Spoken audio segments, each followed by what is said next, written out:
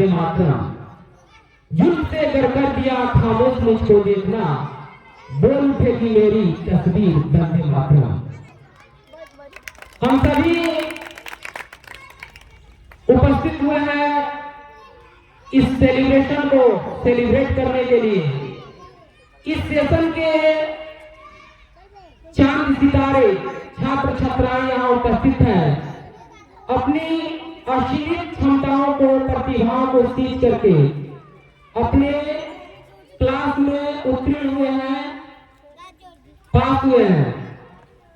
हम विशेष रूप से कुछ कहना चाहेंगे डॉक्टर भीमराव अंबेडकर के विषय में। हम सभी जीवनी पढ़ते हैं, हम लोगों को अधिकार है प्रत्येक विषय के, प्रत्येक लोगों के विषय में जानने का। हम स्वतंत्र भारत में जन्मे हुए हैं, हमारा पहला अधिकार है कि हम उन सभी महान पुरुषों के बायोग्राफी को पढ़ें। यह सिर्फ भाषण नहीं है और यह जीवन का एक लक्ष्य भी होना चाहिए प्रत्येक छात्र छात्राओं का कि वह एक छोटे से छोटे व्यक्तित्व के विषय में और एक महान से महान व्यक्तित्व के विषय में जानने की कोशिश करें। तो सबसे पहले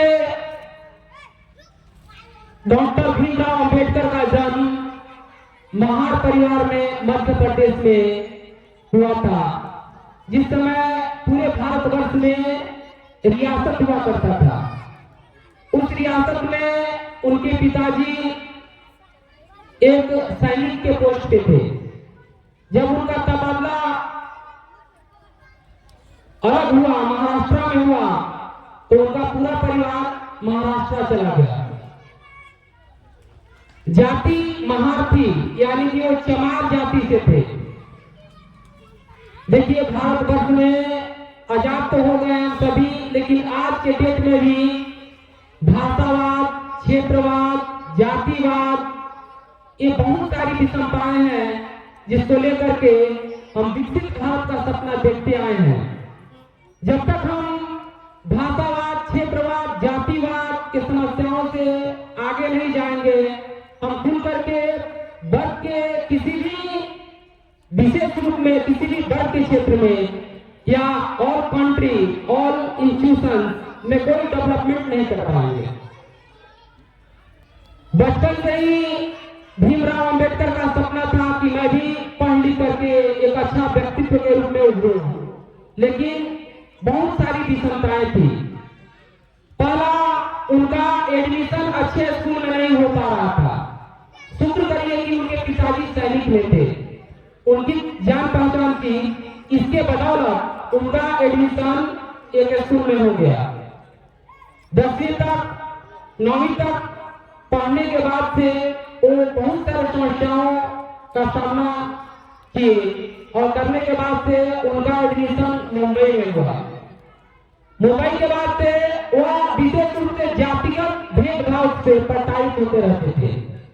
उन्होंने संकल्प किया कि मैं इस विषमता को दूर करूंगा और संकल्प लेकर के उन्होंने अपने स्टडी को जारी रखा।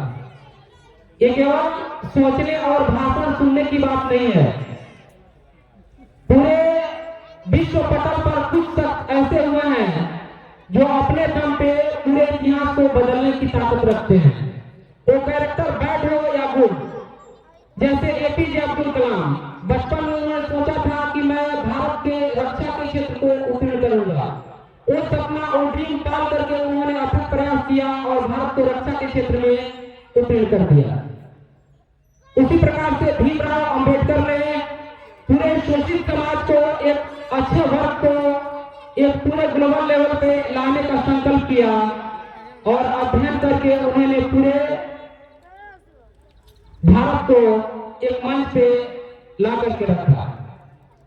I think I have not enough time, so यही कहना चाहेंगे कि भीमराव अंबेडकर के पूरा जीवनी पढ़ने के का सार यही है कि आप लोग अपना डेली रूटीन सुधारें। अंततः मैं कहना चाहूंगा कि आप अपना अधिक से अधिक समय सेल्फ स्टडी में दें। खुद के अध्ययन में। सोशल साइट पर दें, आप करोड़पति बन जाएंगे। ड्रीम 11 में गेम लगाएंगे,